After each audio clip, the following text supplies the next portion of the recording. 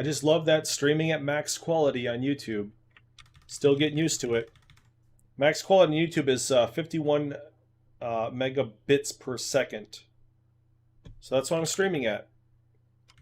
We're gonna load up Microsoft World of Flight right now. It's pretty interesting. It's gonna be kind of loud, so get ready. Let me turn it down just a little bit though, so it doesn't blow your damn ears off. Okay. Let me open this. Just turn down just a little bit. Okay.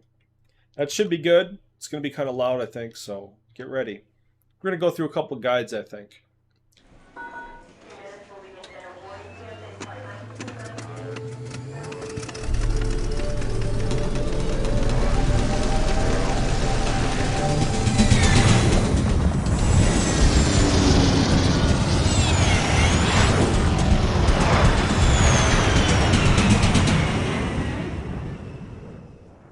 Blue leads breaking left. Now. Woo! Nothing like a little turning and burning to start the day. Okay, R6 is clear. Looks like I've got a couple of minutes to show you a thing or two about being a fighter pilot. I'm Jake, but up here everyone uses a call sign. Mine's Sidewinder.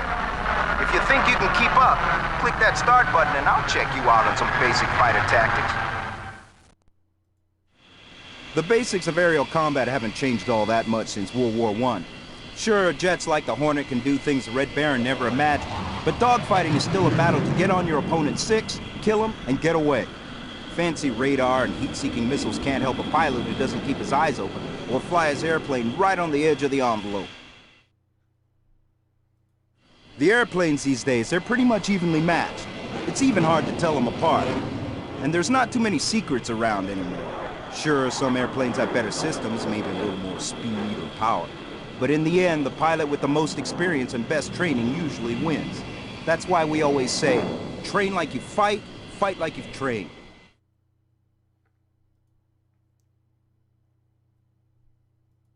We still learn the fundamentals, though. Loops, Immelmans, split S, the same kind of moves you see at an air show. Now, most people think they're stunts, but they're really precision maneuvers. And after all, there's still only so many ways you can get a bad guy off your six and put him in your sights. Everybody thought things would change when jets came along, but even with radars and missiles, you still got to have the right moves. You really have to admire those first guys, though. They invented it all back in World War I. A couple of Germans really worked out most of the basic combat moves after the engineers figured out how to fire a machine gun through the propeller without shooting the thing clean off. Basically, we've just been adding bells and whistles since then. Of course, in World War I, aerial combat didn't really mean much. The real fighting stayed in the trenches. But in World War II, that's when fighters started making a big difference. The RAF held off the Luftwaffe during the Battle of Britain. And if it wasn't for escort fighters clearing the way, those big bomb raids never would have happened. Those guys back then, I don't know how they did it. They flew planes like the Hawker Typhoon. Fast and powerful, sure. But no computers, no guided missiles, no radar. They had to go find the enemy with their eyes, jump them, and get real close to make the kill. Now that was pure fighter pilot flying.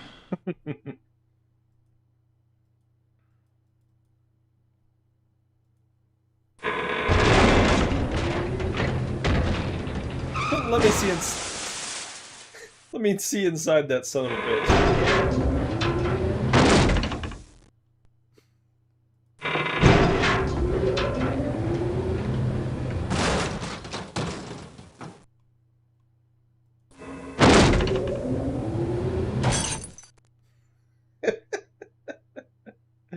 That's funny shit. Things didn't really change much in Korea. Sure, it was the first time jets hassled with jets, but they still didn't have air-to-air missiles or other high-tech weapons. Those Sabre and MiG pilots had to match their reflexes and instincts against one another. You know, in some respects, the MiG was an even better plane, but experience was the winning edge. Most of our guys had flown in World War II, so they knew what it took to win a dogfight. Jets like the Grumman F-9F Panther joined the Navy in Korea. Movies like The Bridges at Toko Ri showed how these jets flew from carriers designed for slower, lighter World War II prop planes, making shipboard operations like catapult launches extra hazardous. Small and slow by today's standards, Panthers still proved a potent weapon against bridges, roads, and other ground targets. But surviving the mission was only half the battle. Putting a jet back on the tiny, crowded deck was the biggest challenge.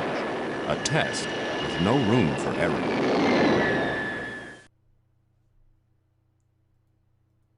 Now, after Korea, the designers got pretty busy.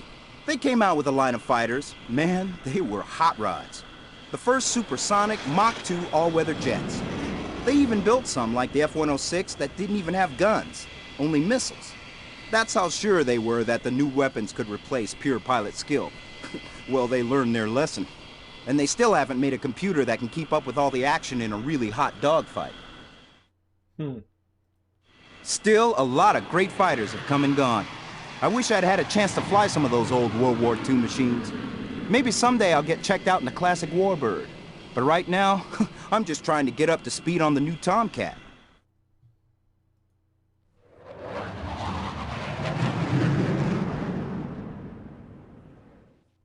FA-18 Hornet.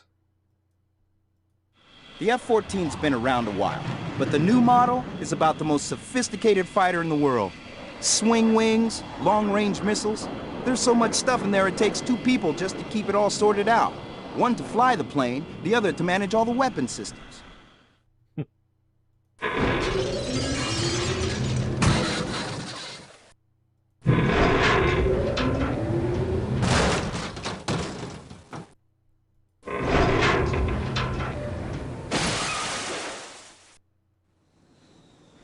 Thank you. But no matter what happens with all the new technology, you can bet the pilot is still going to be the most important piece of equipment in the airplane. And remember, that's true whether you're flying a fighter or a basic private plane. Look, I gotta get back to the briefing room. Why don't you click that button with my picture on it and take another tour? And remember, check 6 here.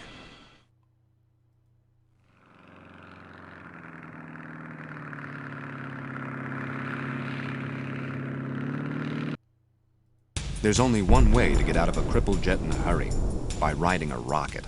Through the canopy if necessary. High speeds and heavy G-loads make it impossible to bail out by scrambling over the side. That's a problem early aviators didn't worry about. Unrestrained even by seat belts, they sometimes had trouble staying in their aircraft. Whoa! Modern ejection seats can blast a pilot clear of trouble at any altitude, and from almost any attitude, even sideways. Holy shit, dude. Oh man. Okay, so let's do the engineer next. Paperwork. We've got so many forms around here, sometimes I think we build paper airplanes, not real ones. Hi, I'm Carol. I'm an aeronautical engineer. I help design big airliners, some of the most complicated machines ever built. Let me give you a quick tour. Just click the start button, and I'll show you how airplanes get off the drawing board and into the air. As you can see, today's jet transports are a lot bigger and more complicated than the ones we built just a few years ago. But they still have wings, a tail, and a fuselage. The challenge today is to make them more efficient to fly and cheaper to build. So even if it doesn't look like planes are much different, take my word for it, they are. Everything's more automated. You know, the latest jumbos need only 2 pilots, not 3. We also use lots of lightweight composites instead of metal. You wouldn't believe how much money airlines save with every kilogram we cut. The first aerial giants were Zeppelins and other airships, and it wasn't long before powered aircraft stretched their wings. In fact, the first jumbos flew before World War I, and just 50 years later, Boeing 747s were rolling off the assembly line. Pull up. Terrain. Pull up. Terrain. So speaking of 747s, just like last week, they flew their last one. They're done with those 747s now. A lot of the design techniques we still use today were invented back in the 1920s. A few airplanes... Oh, shit. I missed what she said now. A lot of the design techniques we still use today were invented back in the 1920s. A few airplanes, like some French racers and German airliners, pioneered streamlined designs and all-metal construction. But things really changed with airplanes like the Lockheed Vega. It was designed at about the same time as the Spirit of St. Louis, but it looks a lot more modern. See, no struts or bracing wires. It even had a special cowling to cover the engine. That really cut drag and helped speed things up.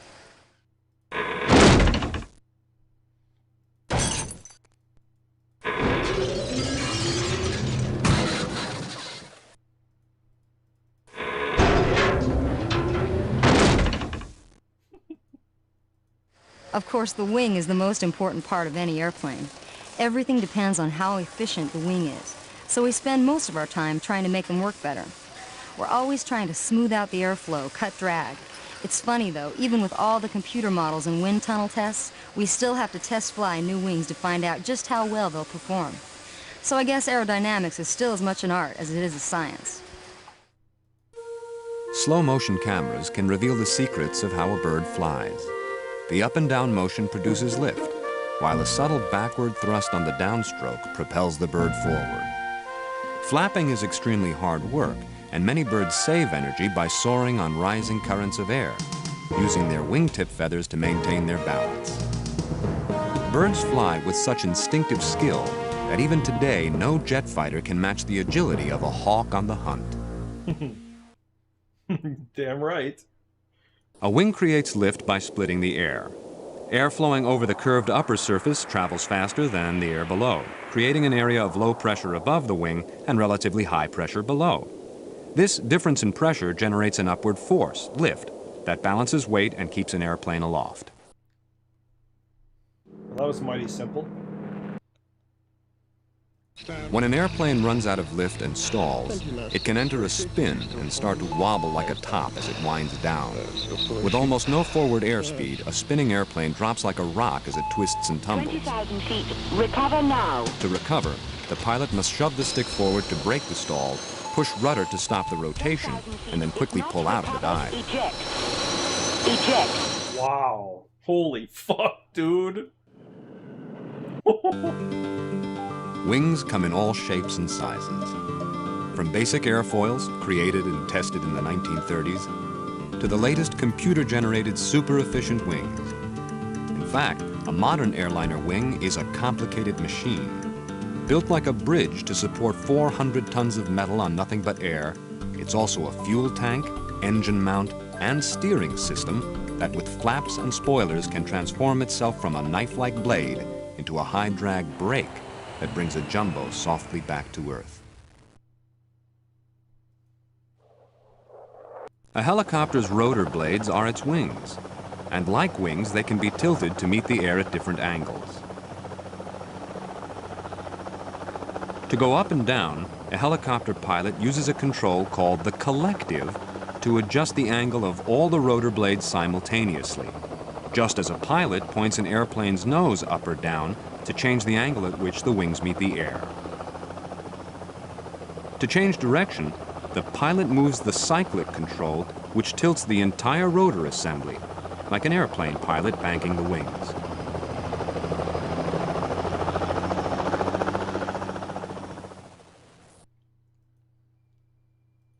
Even designing airplane wings is pretty simple compared to making helicopter rotors. Igor Sikorsky was a real genius to figure that out. I mean, a basic airplane wing's pretty simple, but a rotor, it whirls around, moves up and down, changes angles. It's an engineer's nightmare. The twisting smoke trails you see at an air show might not come from a hot new jet fighter. Helicopters have started showing off their agility too. A gut-wrenching high-G turn in a jet becomes a stately waltz for the pilots on these French and Dutch demonstration teams, who can even make their alouettes pirouette.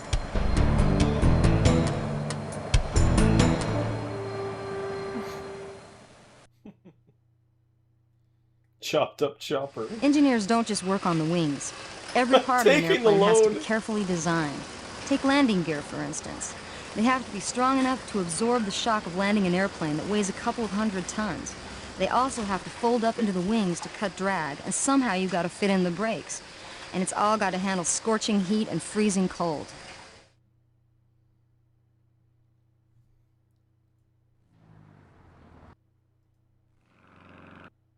Too low. Gear.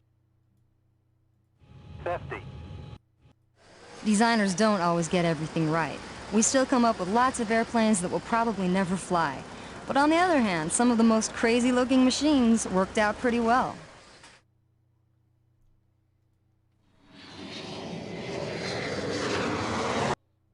Jumbo Jumbo? Super Jumbo.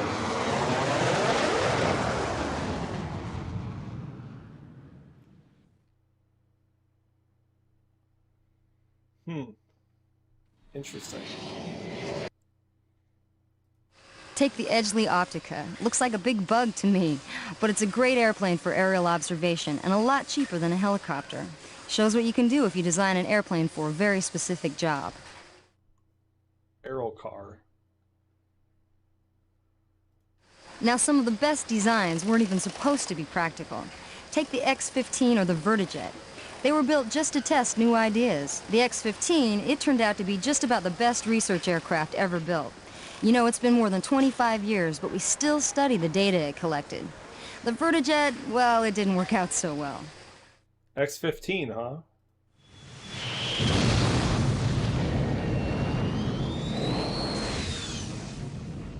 NASA used the 81 to test another way to create variable sweep wings.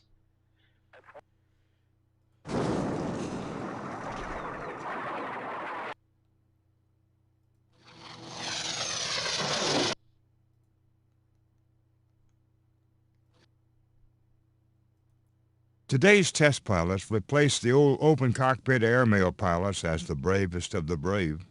Why so? They're writing the book beyond what engineers can predict. Nobody knows everything that a new design can do until some pilot takes it out alone and asks. Stats.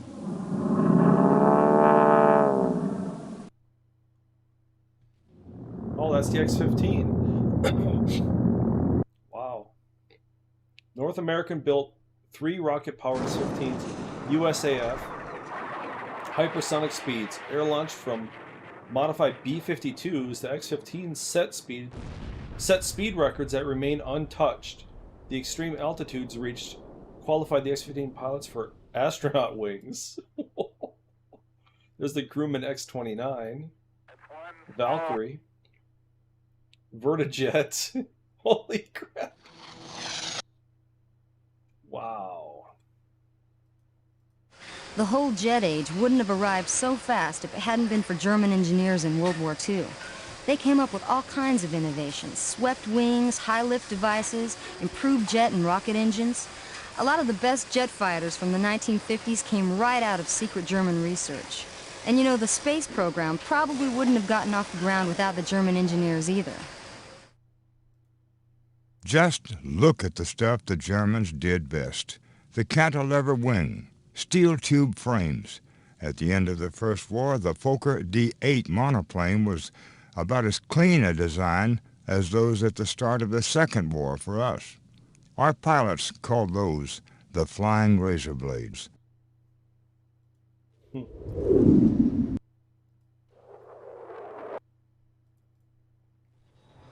Oh man, there's a swastika here.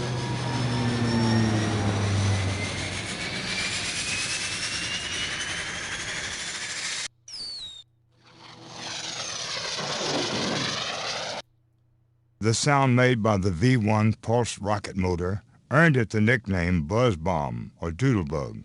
The sound was both terrifying and reassuring. If the engine kept droning, the bomb would fly on to explode elsewhere, but the sudden silence meant the V-1 would fall nearby. I wish I could have worked in the Skunk Works. Back in the 1950s and 60s, they turned out the most revolutionary airplanes. All those guys had was slide rules and simple calculators, but they built airplanes like the Blackbird that still hold altitude and speed records. I wish I knew what they're working on now. At Lockheed, they call their research and development hangar the Skunk Works. Lockheed is the ultimate fly-by-night airplane builder. No company ever served up more revolutionary airplanes. The only trouble is that most of their best work is of the shy, nocturnal variety, and their real records are still stamped top secret.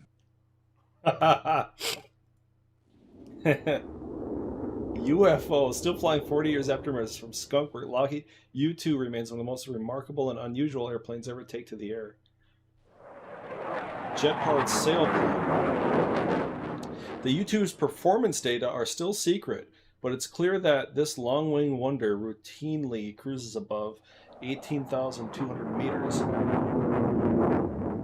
and travels vast distances to snap photos of everything from missile bases to rice fields. Interesting. I bet there's some videos on that shit. I still think the best example of pure aeronautical engineering is the sailplane. That's pure flight, form following function. Everything is designed for aerodynamic efficiency. No engines or complicated systems to worry about, just a long, clean wing. The new ones are so efficient that a skilled pilot can fly them for hundreds of kilometers in peace and quiet. Oh, that reminds me, I've got to get to a meeting. Just click the button with my picture on it if you want to take another tour. Bye. The purest form of human flight is still soaring. Today's high-performance sailplanes have high aspect ratio wings, which give them glide ratios of up to 60-to-1. They can ride rising currents of air for hours, and in the hands of a skilled pilot like German soaring champion Hans Werner Gross, they travel great distances. Some airplanes are sprinters, others are weightlifters, some have the endurance of a marathon runner. Long, limber, ethereal, a sailplane is the ballet dancer that pirouettes through the sky silently. Sailplanes fly by riding rising currents of air. They can catch a lift by flying in tight circles to stay in a thermal, a column of air heated by the ground below, or they can fly back and forth along a ridge where air pushed against the hillside has nowhere to go but up.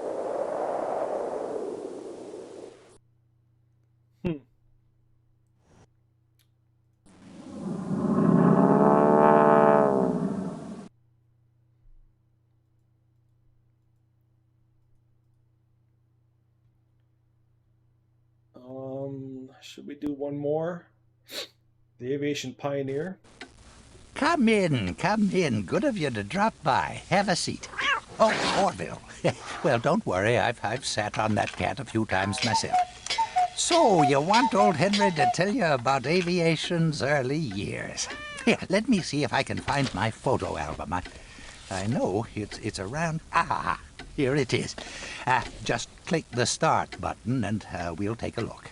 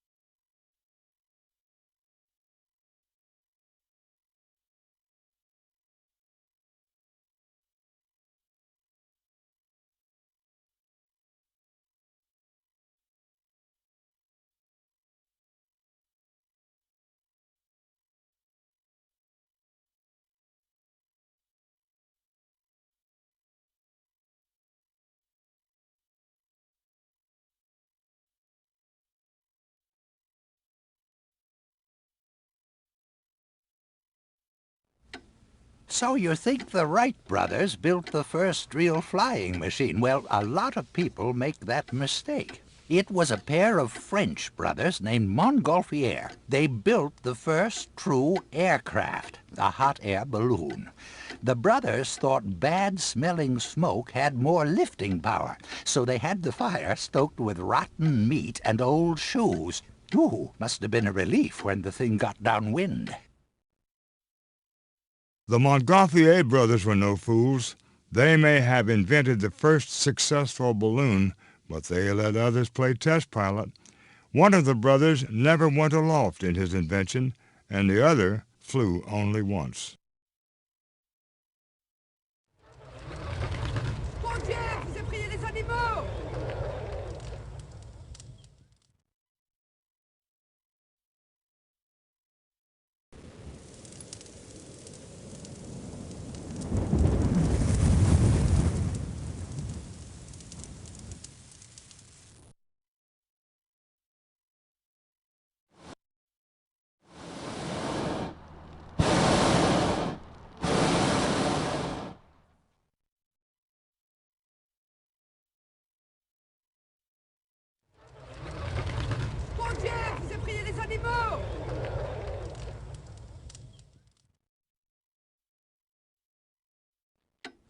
Now, balloons were all right, but people wanted to go places, you see. So inventors went right on trying to build better flying machines. They certainly had some crazy ideas. But old George Cayley was on the right track. Yes, see? It looks a lot like a modern airplane, don't you think? Sir George even made his coachman ride a full-sized glider. Scared the poor fella half to death. Don't be too quick to judge some of these first flying machines or their designers. Like nature, inventors sometimes hit on an unlikely-looking combination that works just fine, like the platypus. Surely there were experts somewhere who declared everything from the flying wing to the helicopter unfit to fly.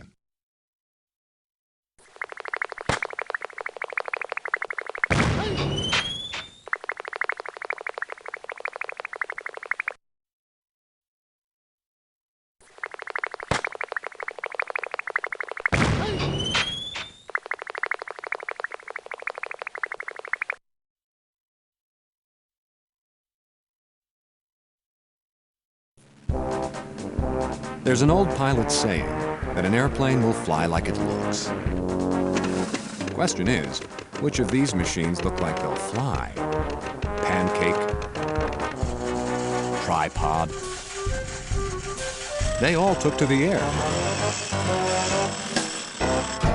While even a downhill run, a wing and a prayer, and a pumped-up parasol couldn't help other contraptions even hop a curve.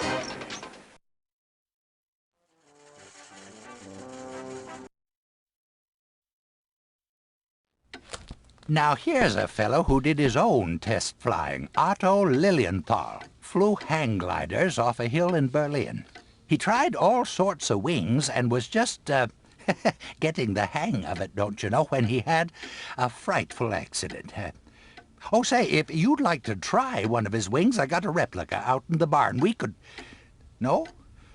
Well, it worked fine last week when Wilbur and Orville tried it, didn't it, boy? It's too bad we didn't name the stall a Lilienthal, since he experienced the first one. Would have made every student pilot pay his or her respects to this first real aviator.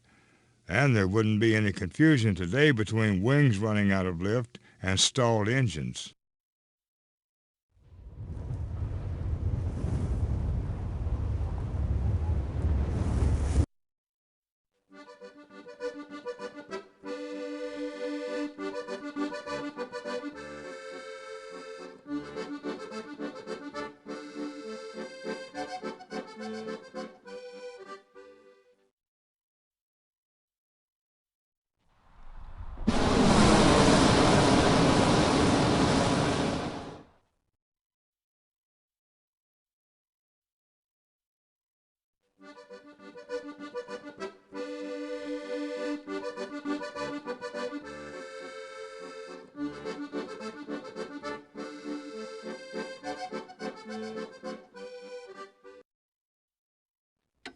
Dear old Dad remembers helping Professor Samuel P. Langley build airplanes in his shop.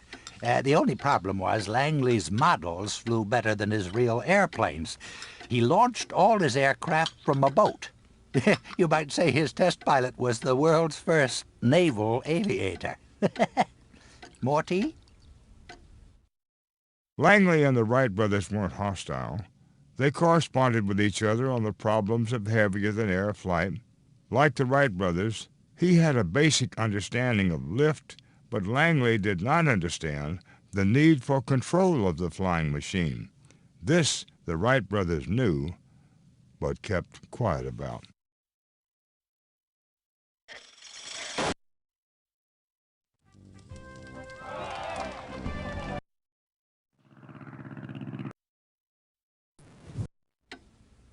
Dad used to tell me the story of the Wright brothers' first flight.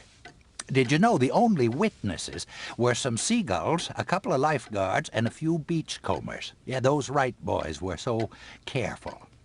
But that first airplane lasted only one day, ended up a total wreck.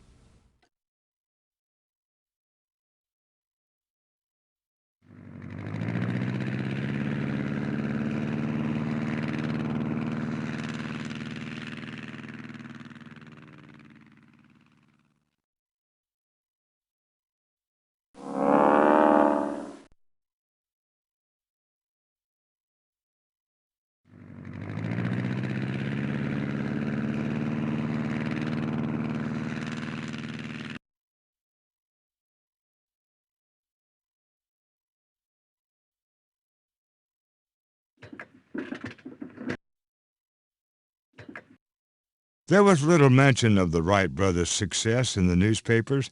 The first detailed description of their efforts did not appear until March of 1904 in a publication that was called The Gleanings in Bee Culture.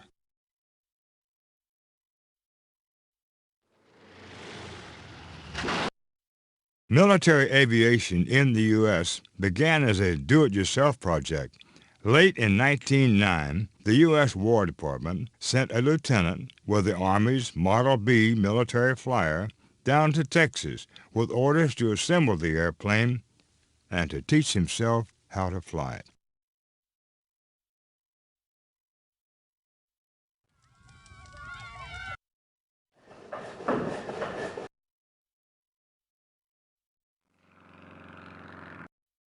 In 1934, on the 31st anniversary of the Wright brothers' first flight, the U.S. Congress urged owners of every airplane in America to fly for 30 minutes to commemorate the event. More than 8,000 aircraft took to the skies in tribute.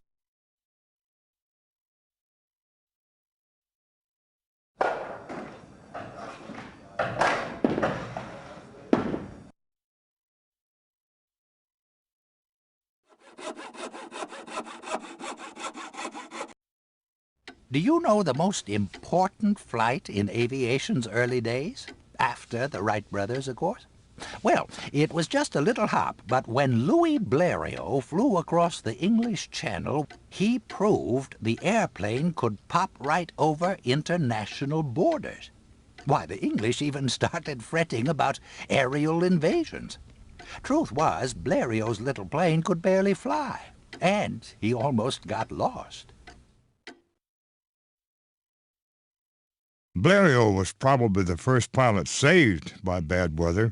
His airplane's tiny engine overheated during that channel crossing, and if a rain shower hadn't cooled it for him, Blériot would have ended up in the water instead of in the history books. Now, here's a fella you might recognize, Glenn Curtis. He was one sharp operator. Why, Curtis even hobnobbed with Alexander Graham Bell, the inventor of the telephone. Helped him build a lovely little bird called the Silver Dart. Too bad he and the Wright boys got in such a row over wing warping. Lawyers everywhere. The Wright brothers got America into the air, but no one did more to push aviation ahead in the early days than Glenn H. Curtis. Father of the Jenny, builder of the remarkable engines, and canny businessman, Curtis deserves to hold pilot certificate number 1.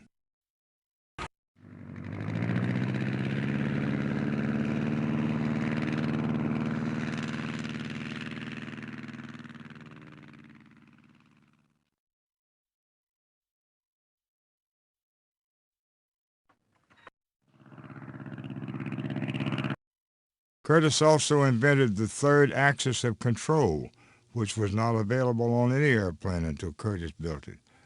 Curtiss and Wright were involved in a litigation that lasted all the way up until the beginning of World War I. The Wright said you have to pay us $1,000 a day to fly anything. Curtiss said nonsense. The war more or less caused the argument to be forgotten.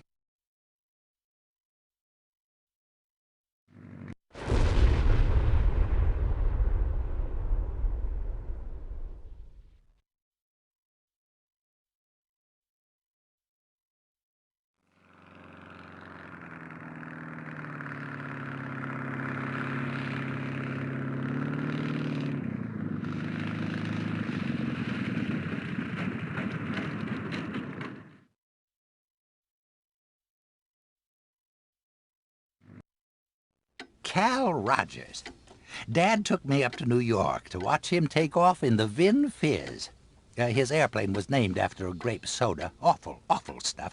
Anyway, he made the first flight across the U.S. It took 49 days, including the time he spent in the hospital after crashes.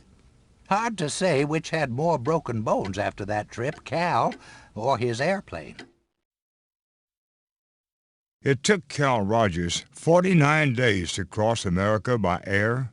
We can do it in about 6 hours today, although Rogers had a much roomier seat, and they never lost his luggage.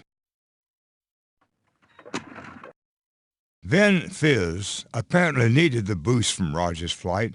Today, Coca-Cola has a better idea. They bottle the stuff right there in your hometown and fly the executives around in company jets.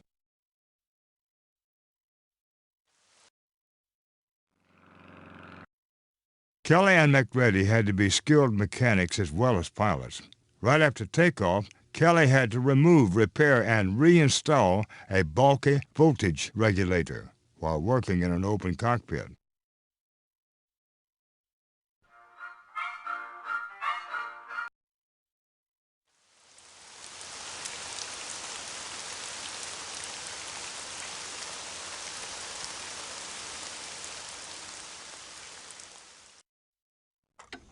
No, I wasn't old enough to fly in the Great War, but I read about it. Fonck, Richthofen, Nungesser, Ball, Rickenbacker. We called him Captain Eddie. Oh, see, he signed this picture after the war. I don't think there was a boy alive who didn't dream of being a fighter pilot.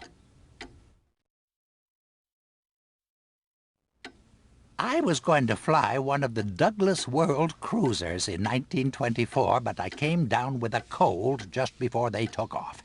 Oh, what a trip that would have been. 175 days through rain, sandstorms, ice. They started with 4 airplanes, but only 2 made it back. Well, 3 if you count a late replacement. Amelia Earhart.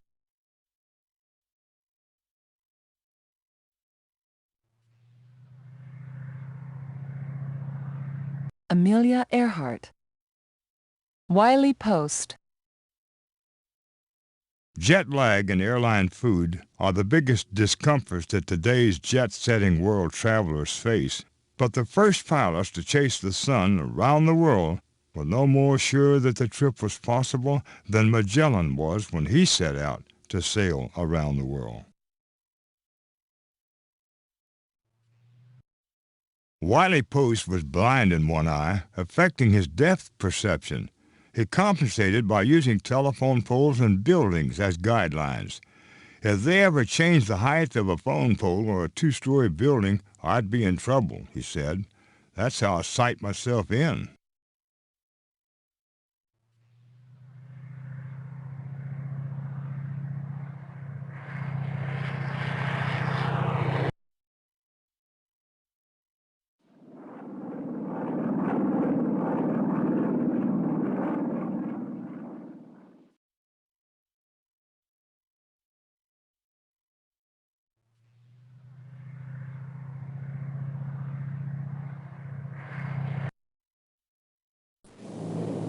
The Douglas World Cruisers took a roundabout route around the world. Unable to fly long stretches over water, they flew around, not across the world's great oceans. straying from coastlines only when absolutely necessary. The 6-month ordeal of the Douglas World cruises included just 363 hours of actual flying. Storm damage, balky engines, broken bones meant that the planes and the pilots spent most of this trip mending. One airplane required 11 engine changes. The Burt Rutan Voyager was a flying fuel tank, so heavy that the wings strained to lift it off the runway.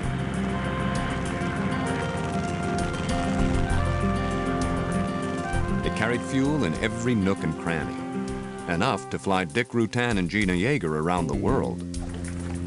And 9 days after takeoff, Voyager returned triumphantly to its starting point, having flown around the world non-stop and unrefueled.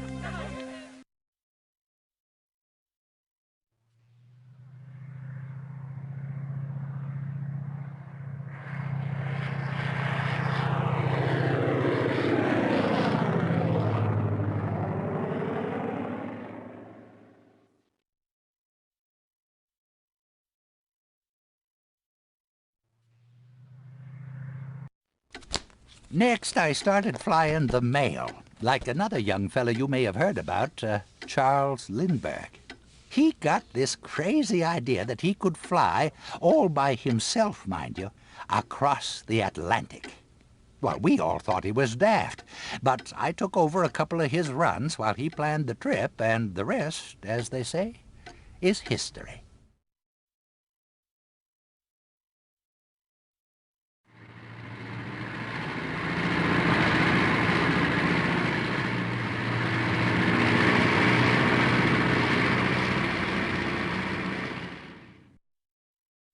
Lindbergh's experience as a parachutist did not win the confidence of the Fokker organization. They refused to sell him one of their airplanes for his transatlantic flight, afraid that he would embarrass them by bailing out at the first sign of trouble. People weren't just trying to go the distance in the old days. You see, nobody knew how high people could fly. So a Swiss scientist, Auguste Piccard, he made a special balloon with a pressurized gondola like a flying submarine. Those? They made crash helmets out of wicker baskets. Not quite as dashing as a leather helmet and goggles, don't you think? Almost as soon as they were invented, balloons soared to mountain peak heights. Airplanes took their time gaining altitude. The Wright brothers needed nearly 3 years to coax their flying machines to the heady height of the treetops.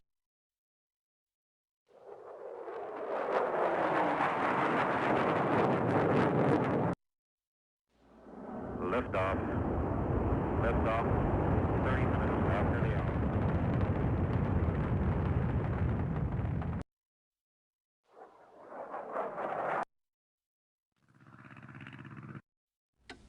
You have to run? Oh, I was just going to suggest we go for a ride in my beautiful Travel Air.